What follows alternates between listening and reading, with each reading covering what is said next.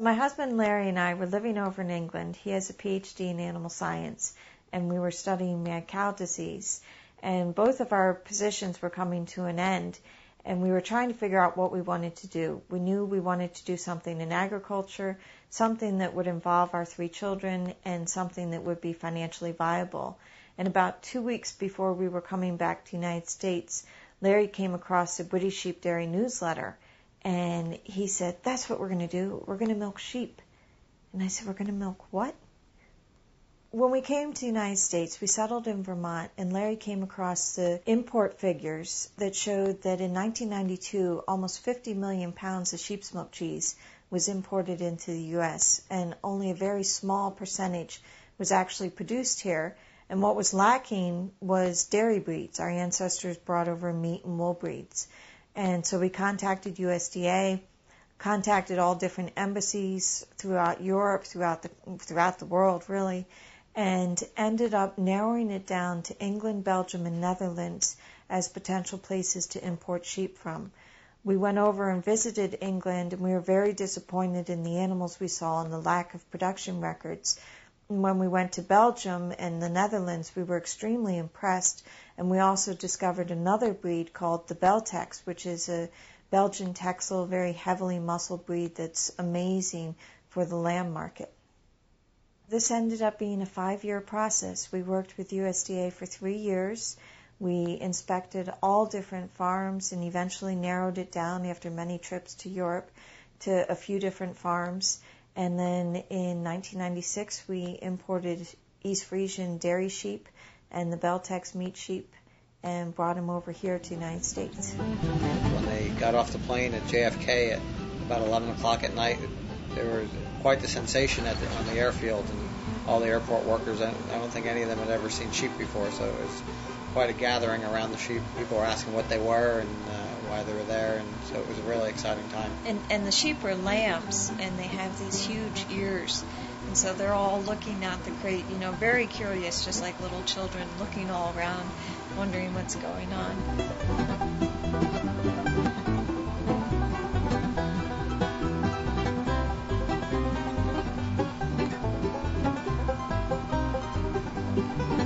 After almost 3 years of work, the East Frisian dairy sheep are in Vermont.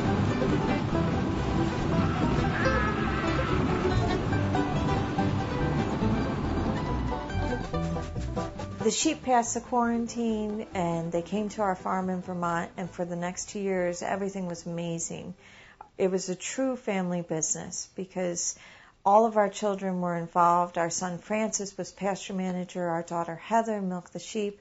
Our youngest daughter Jackie learned to make cheese with Larry, and it was a thriving farm. The sheep did even better than we expected. They produced more lambs, more milk than we expected, and we were really pleased with how things were going. And then in 1998, we were to receive certification that our sheep were free of scrapie. Scrapie is a disease of sheep that's related to mad cow disease. We had met all the requirements, and in July of 1998, instead of receiving our certification, USDA showed up at our farm and said, "Well, we're concerned that your animals could be susceptible to mad cow disease," and then put us under a quarantine. These people are victims of the fact that by dint of circumstance, they've imported the wrong sheep at the wrong time.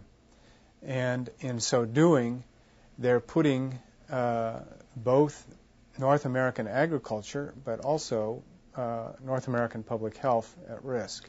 Larry and I thought this was something that was based on science, and that this was something that we would be able to resolve very quickly. But instead, it turned into this huge political battle that ended up being emotionally and financially draining. And it just went on and on for years, and we finally ended up taking USDA to court. And 17 days before a Second Circuit Court hearing, they showed up at 5:30 in the morning with 27 armed federal agents and 13 USDA officials and cleared out our entire barn, animals that we had imported from Belgium, from the Netherlands, even sheep we brought from New Zealand, took them out to Iowa and killed them for a disease that doesn't exist.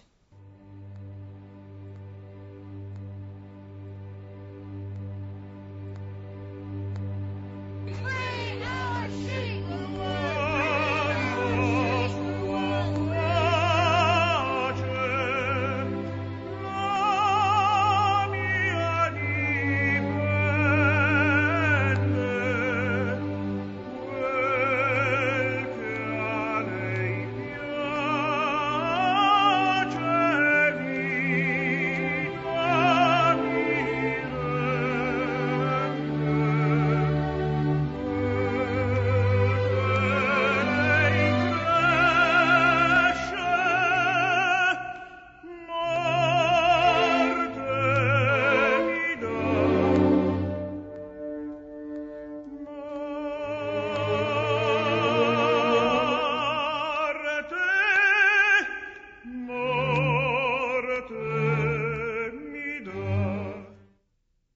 When USDA came after us, the impact was felt not only by our family, but by the agricultural community, by our local community, by the agricultural community in the United States and actually across the world, because our issue was covered by media all around the world. And USDA implicated sheep as being susceptible to mad-cow disease. And so that affected shepherds, it affected cheesemakers, it affected the tourism here in Vermont. Everyone had this fear, was there actually mad-cow disease in sheep? They just tried to do everything that was right. They wanted to bring a breed that could be here, could work, that could be unique to the area, and again, as I said, to have something unique. And it seemed everything went wrong. The scare in Europe, the mad cow scare, the science that is hard to determine whether you're accurate or not, and a science that would require generations of the animal to know what you're doing. Everything worked against it. My heart goes out to them. Is it possible that sheep can have BSE? And to answer that question, a group of English sheep researchers in 1988 have done research by which they took a homogenator for BSE brains. They have done testing in which they used that brain material by either feeding sheep and goat and injecting intracerebrally sheep and goat. And in both those circumstances, those sheep and goats developed symptoms comparable to scrapie, but were really BSE. So in research situations, people were able to infect sheep and goats with BSE. The question that arises afterwards is it also possible that that situation can happen with sheep and goat in the fields? And since the beginning of 1997, all the countries in the EU do testing on BSE in sheep. And there has, until now, never been found a case of natural BSE in sheep and goats in the European community. After the sheep were taken, I had a really hard time dealing with the emotions of everything that was going on. And Larry suggested that I write a book. And I kept thinking he was nuts. The last thing I wanted to do was dredge everything back up. And eventually it got to the point where I sat down and started to write. And I found it very healing. It was a lot of fun to write about all the good things that happened, building up the business, all the wonderful friends that we made along the way. But when I started writing about what happened with USDA, I was blocked and had a hard time expressing it. I started doing research, and because of the research, we reopened the court case.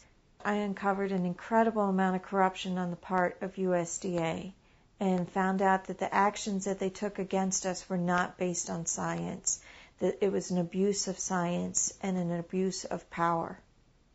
I tend to be an optimistic person, and I think that things happen for a reason, and I think we went through this for a reason. And as a result, our family is much stronger. The community really bonded and gathered around us and supported us, and that's really what kept us going. And it wasn't just our local community, it was the community across the world.